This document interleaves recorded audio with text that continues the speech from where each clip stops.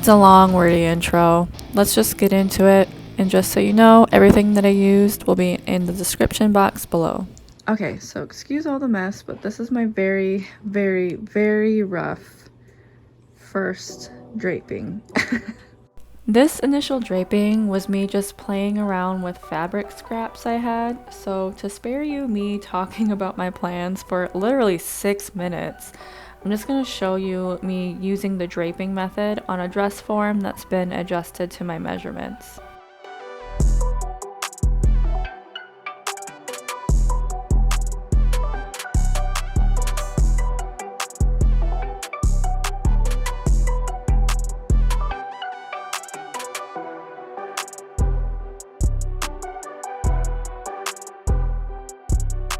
And so far, here's what I came up with. A one-piece center front, which means there's no seam in the front, a two-piece bodice, and a one-piece side, which will also have no seam down the middle.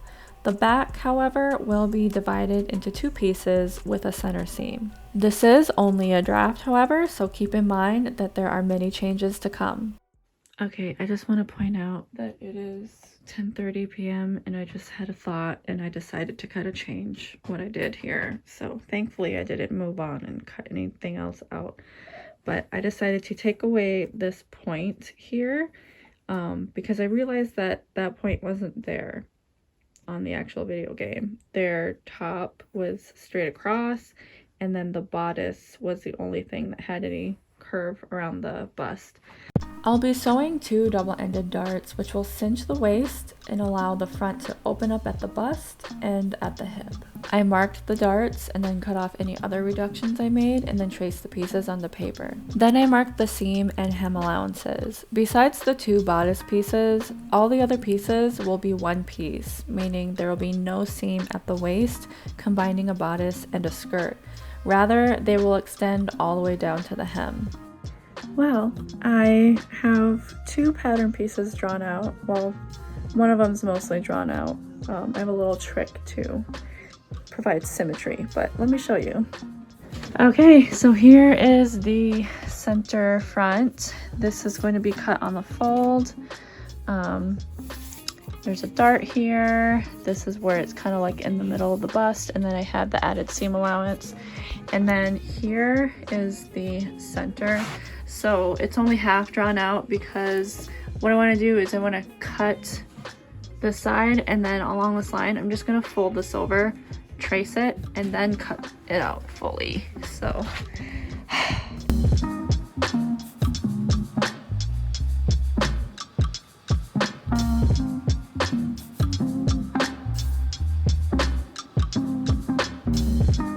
after cutting the paper pattern pieces out, I want to put my draft to the test by making a muslin mock-up. This is a method for ensuring that you have the fit and your processes in order before doing anything with the expensive fabric. This is also the first time in my 16 years of sewing that I've actually spent time and energy making a mock-up, so here we are sharing this milestone moment together. But who wants to watch a mock-up be made? Let's get on to the good part, what you came to see, which is putting the dress together. I'm pretty sure anyway. But real quick, before we do that, let's have a moment of appreciation for the head I put on my dress form. What? I needed to draft a hood. Yes, annoying you are. Get out of here.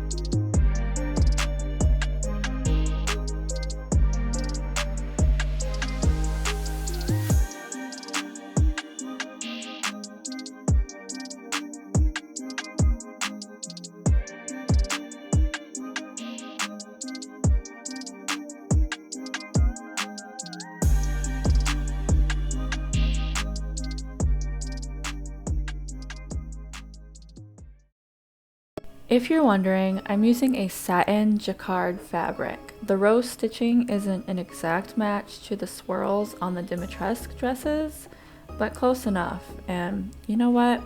I deserve a little creative liberty.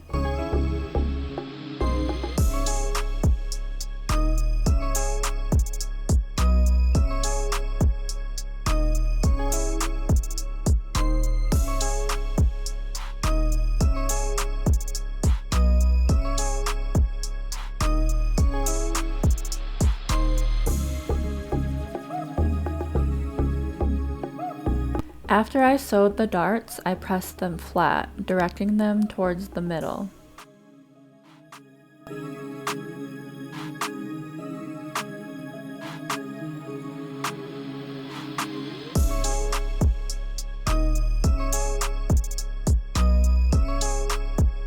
For the pleated section of the bodice, I cut out 2 long rectangles and then made 4 pleats at 3/4 of an inch each.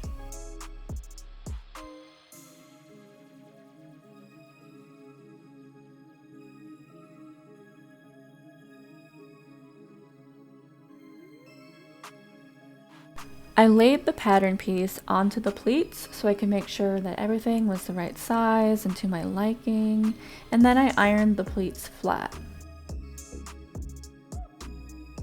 Then I top stitched each pleat a 1/4 inch away from the top edge of the pleat. This gives it a flatter look, so if I wanted the pleats to be fluffier, I could have top stitched at the bottom of each pleat. I placed the pattern piece onto the material with the pleats facing upward, with the seam allowance being above the top pleat, and then being sure that I flipped the pattern piece for the other side of the bust since they need to be cut in opposite directions.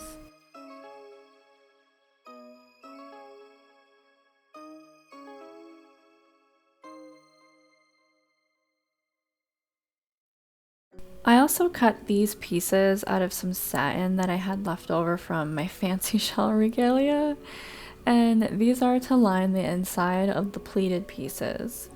Then I stitched them right sides together above the pleats, trimmed the seam allowance down to 3/8 of an inch, and then I pressed the allowance towards the pleated side. Now, leaving that seam open, I attached the pleats to the other bodice piece in order to form a breast cup.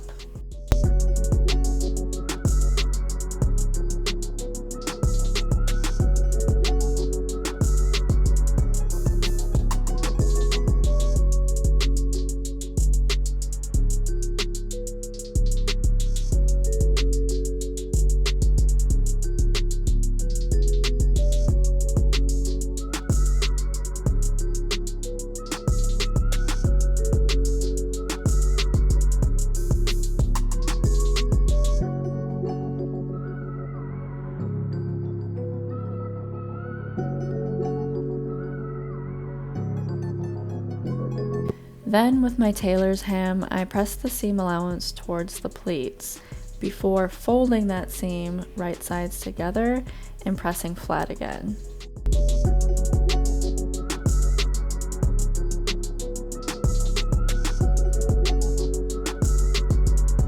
Next, I pressed down the seam allowance on the satin lining, clipped notches into the seam allowances of the breast cup and of the satin, and then I folded the satin over the back of the cup, aligning the folded edge of the satin with the seam of the cup.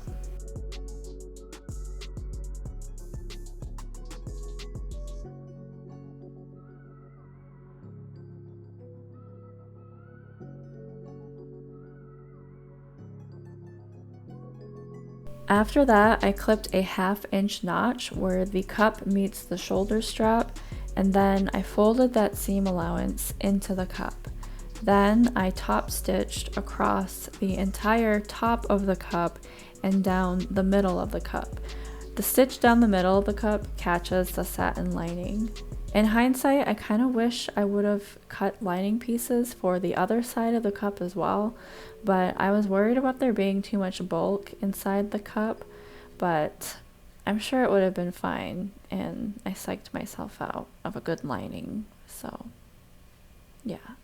With some fusible interfacing, I got to work on the front button closure. I cut 2 strips to form button and buttonhole plackets. The button placket was 1.5 inch wide, and the buttonhole placket was 1 3/4 inch wide.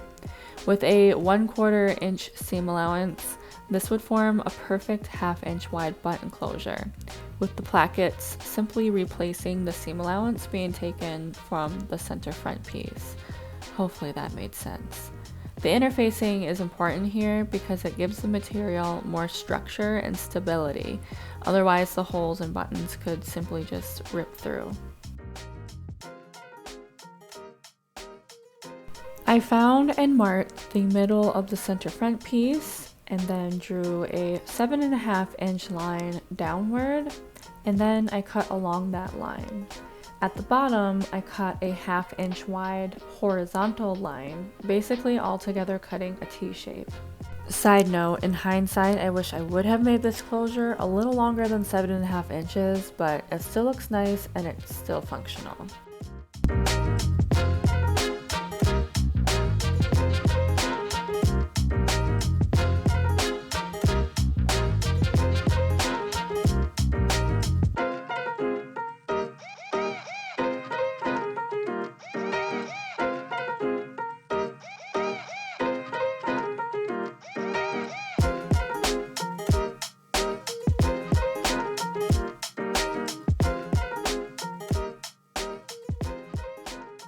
And I'm folding the seam allowance against the wrong side of the center front material and then pressing it flat.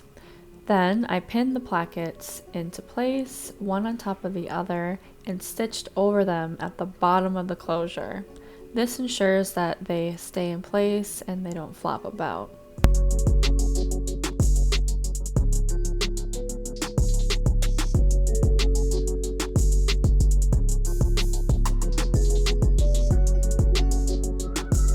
Now I can attach each bodice cup to the center front, aligning the outer edge of the bodice with the outer edge of the center front and allowing the inner point of the cup to hang over the edge of the closure placket. Ooh, that's a mouthful.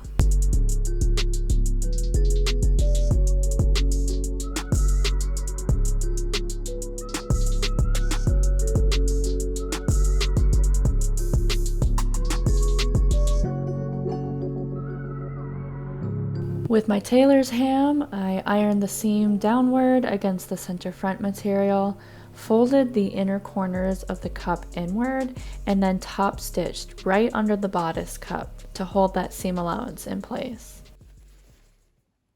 Now it's time to put the dress together, starting with the side piece. Not that kind of side piece. Starting with the side pieces, I'm attaching them to each side of the center front. I just want to note here that I began my stitching from the hem of the dress instead of trying to figure out where on the bodice the end of the side would land. Just seemed easier that way. This is where I started serging this project because I realized that this jacquard really likes to fray. And then, of course, pressing the seam flat with the seam allowance facing toward the side piece. And onward to the back pieces. First, I sewed them right sides together via center back seam. And then, of course, I serged and I pressed it. But because I cut the back pieces too long somehow, I had to pin everything to my dress form to find where I should attach the side pieces to the back pieces. I know, right? Where's my cookie?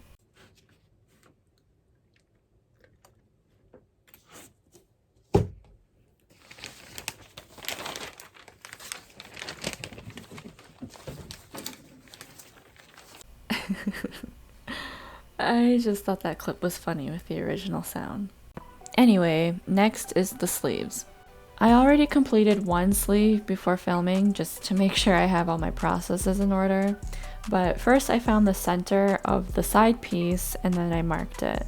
Then I marked where the seam allowance for the center seam of the sleeves will be.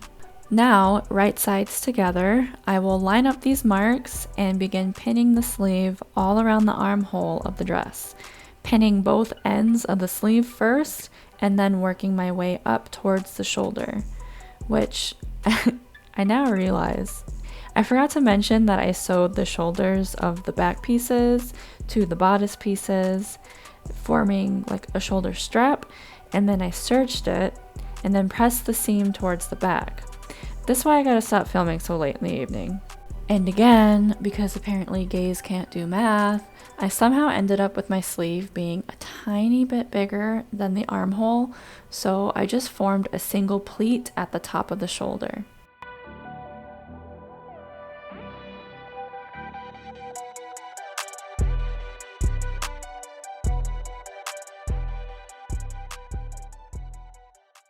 Then I sewed the center seam of the sleeve, serged it, and pressed it flat. You know how it goes.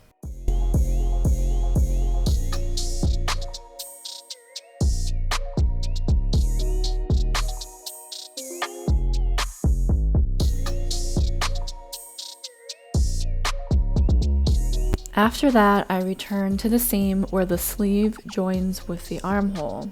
At this point, there's still a small gap in that seam, which we left open in order to sew the center seam of the sleeve. So I'm just closing that gap real quickly. And then serging the armhole. I also serged the hem of the sleeve so that I could just do a basic hem by rolling the material up once, about 1/4 inch. I could have rolled it, felled it, taped it, slip stitched it, but I decided I already put enough energy into a costume, so this is good and I stand by that. The Dimitrescu women's sleeves have a gather at the hem, so I drew a 3-inch vertical line where I wanted the gather to be. In hindsight, I wish I would have made this gather like 5 inches long or so, and I wish I would have made it on the side of my wrist instead of on the middle of my wrist. My favorite trick for gathering is using dental floss. Bear with me here.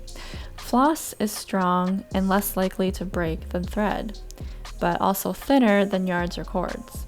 So place your floss and then zigzag stitch over it, being careful not to stitch into it. Then you should be able to tug at the floss and bunch up the fabric. Usually when I'm gathering a skirt or something where the zigzag stitching and the floss would be placed on the seam allowance in order to end up inside the garment and therefore invisible. I wouldn't remove the floss until after I've gathered the stitch down. However, since this gather stitch will be visible and the floss is laying directly on the line at which I want my stitch to be, I'm using 800 pins to hold the gather down so that I may remove the floss and stitch. I also didn't worry about removing the zigzag stitch because it blends in. Finally, the hood. This is a 3-piece archer's hood. Some call it a medieval hood. I have 2 sets of the pattern cut out, one of the jacquard and one of the satin lining, which is supposed to be 4 inches shorter than the jacquard, but here it is 2 inches shorter. You'll see why this is an issue.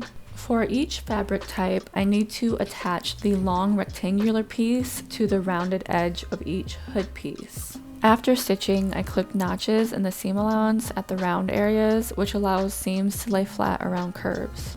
Whipping out that tailor's ham again, I press the seams towards the sides. Now to attach the lining to the hood, I folded the jacquard right side out and the satin lining inside out. This next stitch will be along the edge that rests around the face, so at that edge I matched up those 2 middle piece seams and then pinned outward from there. I didn't serge any hood seams since they'll all be tucked inside the hood, but pressing seams is always a must. Next, I folded the lining right side out to be put into its proper place, inside the hood. Again, I lined up those middle seams, then pinned the fabrics together, working my way outward. This edge will join with the neckline. As I make my way towards the edge that sits around the face, the lining should be shorter than the jacquard, so that the jacquard will fold deep into the inside of the hood. But, oh my, I wanted the jacquard to fold 3 inches into the hood, not 1.5. I can't leave it this way, then the hood will be too long for the neckline. I really gotta get better at math. So to fix this, I went back to the front seam and pulled the seam line 2 inches into the lining. Then I stitched right on top of the old seam and cut the excess lining off after. There we go, that's what I'm talking about, 3 inches into the hood. Now that I got that fixed, I pinned all around the front of the hood, ensuring that the jacquard was consistently folded 3 inches inward, as well as lining up the middle piece seams.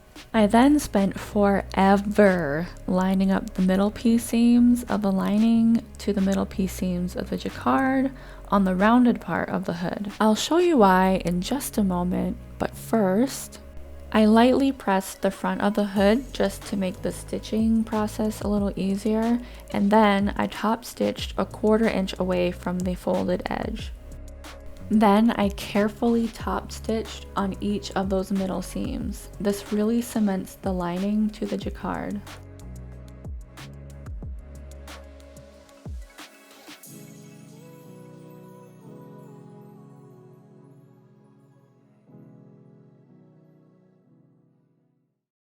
Now that the hood is completed, it's time to attach it to the dress. I'm going to do this one layer at a time, attaching the jacquard first. Beginning on the bodice at the point where the cup meets the shoulder strap, I pinned the jacquard to the bodice right sides together. Then I did the same thing on the other side of the bodice before working my way to the center back.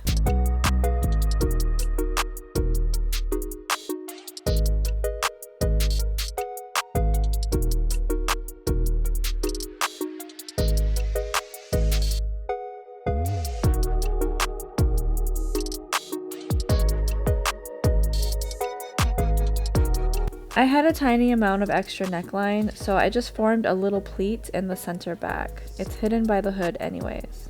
Once I stitched that, I pressed the seam upwards into the hood. Now here's the part that made all the aunties go, "Wow!" when I taught them how to make shirts. Now working with the lining layer of the hood, I'm going to fold it a 1/2 inch inward into the hood. Line it up with the seam line that we just made and slightly overlap that and then pin into place. I began at the middle seams of the hood just so I can make sure that everything lines up. Here, let me show you one more time.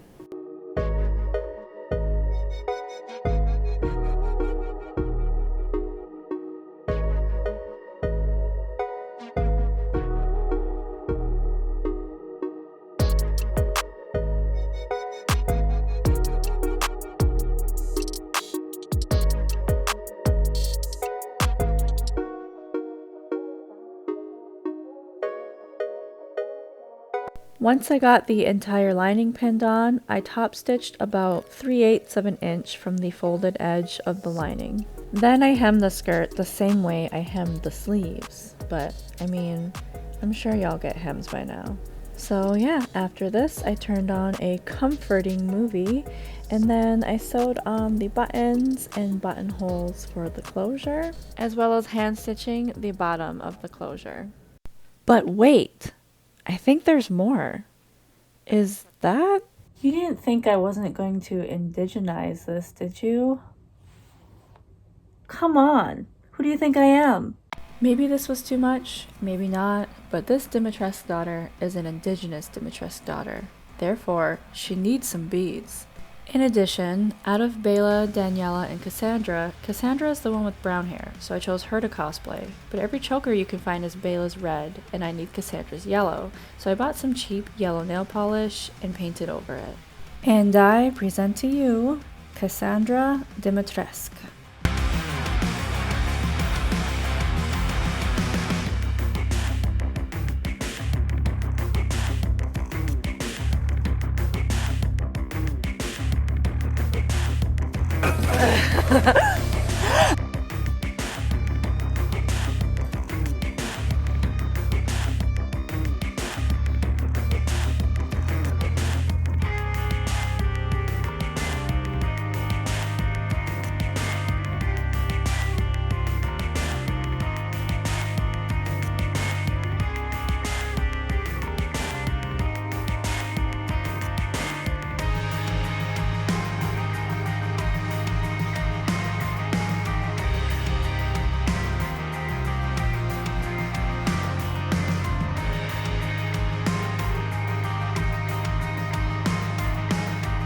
hope you enjoyed this. I hope it was helpful for anybody who's looking to make their own. And yeah, more cosplay in the future, right? Right? Right? Good girl. I'm a pig woman.